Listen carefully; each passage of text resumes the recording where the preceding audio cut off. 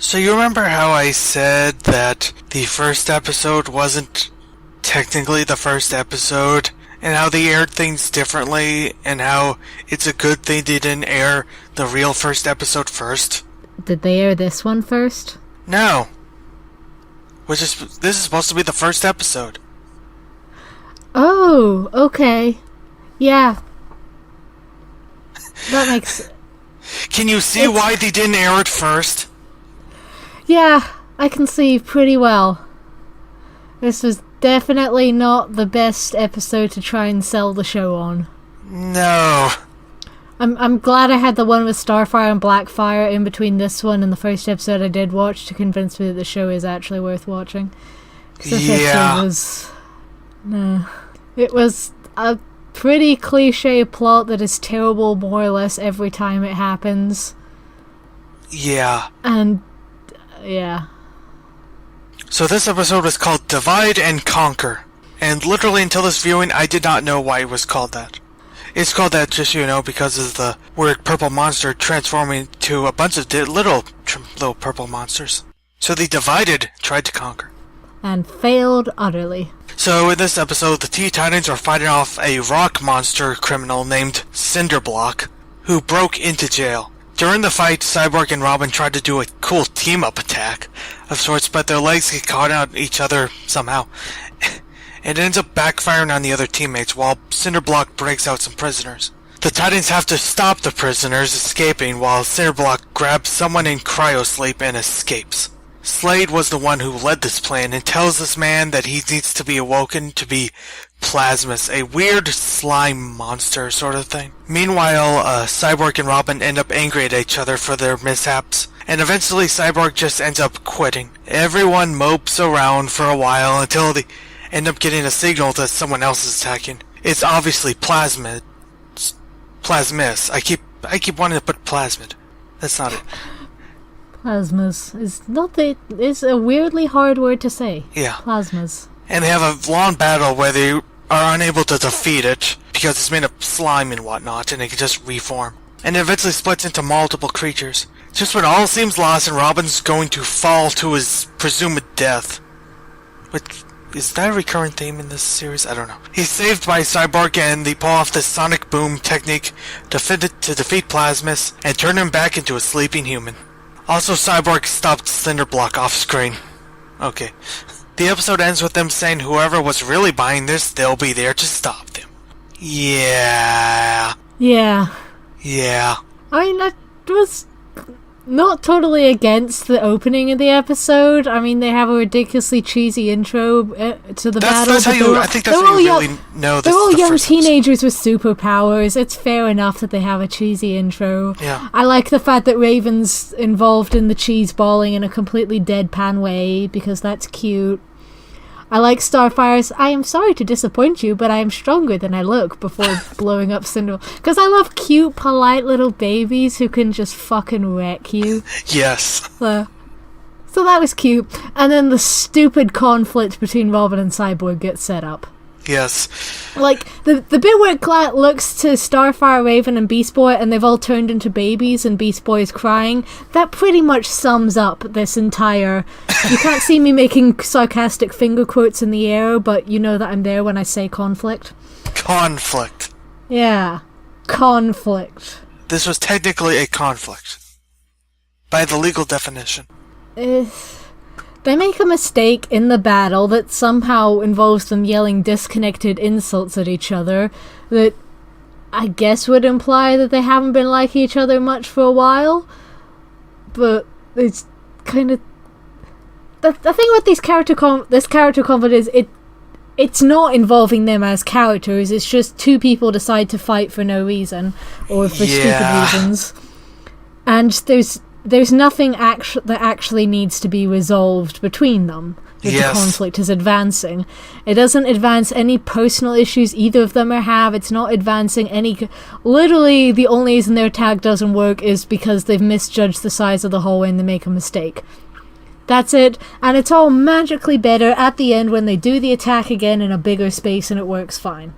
Yeah. It's... When Cyborg turns up magically knowing that they're fighting and having taken down Cinderblock all on his own. Yeah. And of course turning up exactly before Robin falls to his death. Because that is the time he needs to show up to everything is better now because we fought together just fine. And in between there's the sadness montage of all the gap in their lives when Cyborg isn't here because he does all the dishes, I guess. Yeah. It's like if you ever seen a kid's movie where the main character lies about something and then it's revealed and then the movie just dies for like 10 minutes because everyone is sad. This is definitely one of those plots that it's bad every time I've ever seen it. Even as a kid watching this plot in cartoons, it was bad. Because it's just... Because the conflict is so baseless, it just makes you annoyed at all the characters involved. Yes. But it turns up a lot in cartoons. Yes. I don't know why, because it's terrible. I guess it comes off as simple enough for kids to understand. I guess, like I said, even as a kid, I understood this plot was stupid. I think it turned up in Totally Spies like 4 times, and it was stupid every time. I can imagine. I put around this point, I put it down, and then the episode dies. Dies horribly. I was the bit where Cyborg was like, what? I don't even know I'm on this team. I'm leaving. I'm like, but that's a good question. Why is he on this team? Why are any of them on this team? Why are they here? I don't know. It's actually kind of like... Actually, looking at the scene right after, it's a shame that it completely sucks because the atmosphere for it is actually pretty good. It's just that it sucks, so it doesn't matter. Yeah, the whole sadness montage might have worked if the conflict itself wasn't so utterly ridiculous. And also in episode 3/1. Yeah. You haven't had enough time to get to know these characters to actually care about conflict between them too much. Yes. I do like Starfire and her terrible sadness pudding. I'm just like, oh my god. The displeasing taste will ease your troubled mind. Honey, on Earth we eat chocolate when bad things happen. Yes. But she's trying. And, Raven's moment of, I am not upset at all, and then magic flare or some shit breaks all the TVs. That bit is cliche, but I enjoy it anyway. Yeah. But few things. First of all, while I don't know for certain, I've not looked this up for a long time to be for certain that this is supposed to be the first episode, but it is the first episode on the DVDs. This review site I read long ago, when the series was still airing, when it reviewed this episode, pointed out this was supposed to be the first episode. And the biggest sign is that if you notice right at the beginning that all the teammates introduce themselves in a very much here's who we are, here's our power sort of way. Yeah, they all have their Power Rangers Go introductions. Yes. Right at the beginning. Yeah. Which, I mean, it's straightforward. That part is maybe important to have in our first episode, but I'm glad the rest of this wasn't the first episode, because mostly what it does is make 2 of the main characters very unlikable. Yeah. And you kind of don't want that in your first episode. Yeah, something I also noticed right at the beginning is that there were points where they were talking, even though their mouths weren't actually moving. So I just put, fuck you, ADR. That was not necessary. It's like bad dubbing for a show that you're not even dubbing. How did you do that? How did you do this so wrong? I hate... ADR can either be a really good or really bad thing for a show. Yeah. Because, I can actually, probably the worst examples is if you've ever seen, anime dubs where whenever there's, supposed to be, a quiet moment, they'll just put more dialogue from characters instead for no reason. We can't have peace and quiet. No subtlety. They'll take advantage of how often they save budget in anime by just slow zooming on eyes or something when people are talking, so you don't have to animate mouths moving. That too. And so dubbers will take advantage of that all the time to add an extra They'll dialogue. do it even more. I think they really took advantage of that with Fullmetal Alchemist, because Al doesn't have lips to move. So it's just don't have to care about lip flaps. Do whatever. But also, Brotherhood is utter perfection. It's like the anime equivalent of, Avatar: The Last Airbender, just absolutely perfect, so it's not a complaint. But yeah, it is. But yeah, why are you badly dubbing a show that you're not dubbing? You're animating it to the dialogue. I don't know. Why? It's a very odd choice. The The one odd bit that I did actually, again, this is generally not a great episode. Had some little nice touches, like Beast Boy he gets surprised at one point and he bars.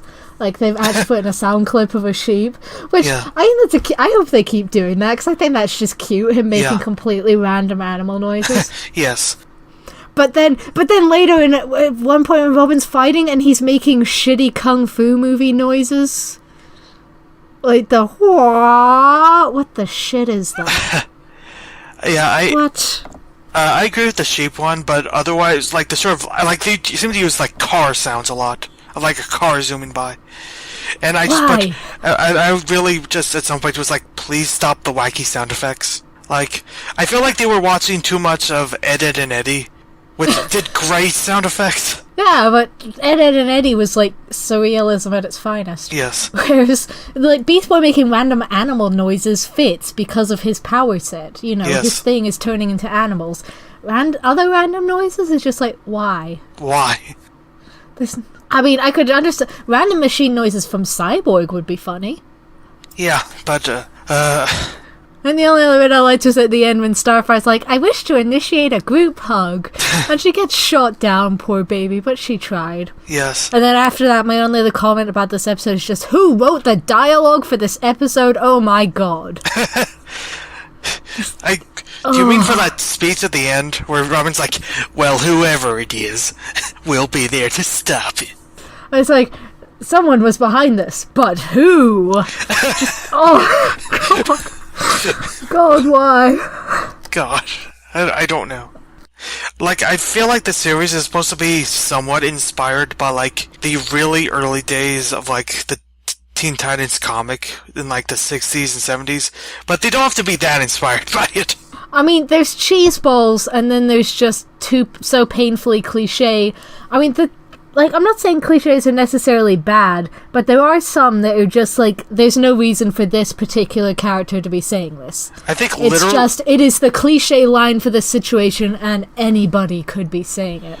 I think the worst part is that if you watch pretty much any cartoon now that even pretended to have an action scene, they would do that sort of delivery to make fun of this sort of thing. Yeah. That being said, I did really like Plasmus. Like, cause he's just this guy he's like, he literally turns into a monster when he's awake. It's kind of just tragic. That was actually interesting, especially his panic when he realizes he's awake and he's like, no, I'm only human when I'm asleep. Yes. And you just kind of feel for that poor guy. Yeah. And I was amused at him drinking all that, like, toxic sludge. I was like, I guess he really likes Slurm. Slurm. It is kind of a shame that the story is so not good because, something I noticed, especially in the second half of this episode, is that the fighting was really, really well done. The fighting was. I mean, it is hard to notice sometimes when you're too busy groaning about the story, yes. But the fighting in the show is really well animated. Yes. When it's actually trying. Oh yeah, this I've actually annoyed me more than anything, just as a gaming nerd. Because the thing with Robin playing the video game and beating Cyborg's high score, the thing is, he said it was one move away from beating the high score, but the previous high score was 1 million, and his was 5 million. What? So he was pretty much sorted. No, I'm like, did he get 4 million points doing one thing? What? That's not how video games tend to work. No, but just...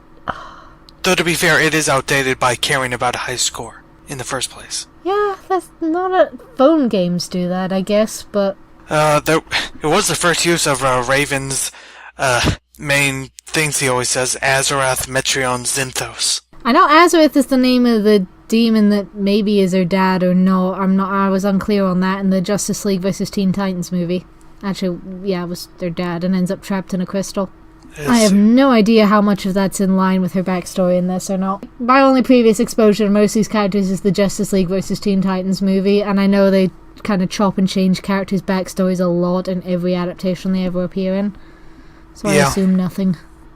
I think the thing about that is that it's supposed to be these, like, ancient mystical words, yet I'm certain they were used because there's a word that begins with, because they thought it would be cool to have 3 words where one is in the beginning, end, and middle of the alphabet.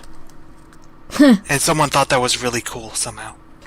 I mean, there are cheesier life choices. Yeah. Oh yeah, and the thing at the end where like Slade is angry and they'll pay next time, and I just put the Titans will pay, even though next time I want the people I sent to fail, but they'll definitely pay. Yeah. That bit, okay, does make slightly more sense also in the context of being the first episode. It's like, okay, that's why Shady Slady is so mad at them. That's why he's their nemesis, apparently. Because they screwed up whatever the hell he was doing there. I don't know. But I'm unclear on what his goals in this episode were. Trust me, as the season goes along, this makes less and less sense. I was also kind of laughing at, of course, in anger, he smashes his dainty little cup of tea before his evil Alfred brings him another one. Yes. But that's about it to say about this episode. Yeah.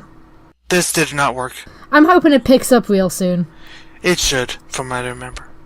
I have faith in the people who keep telling me to watch it, but so far I've kind of got 1 out of 3 that would inspire me to keep watching, which is maybe not a good rate of return. Yeah.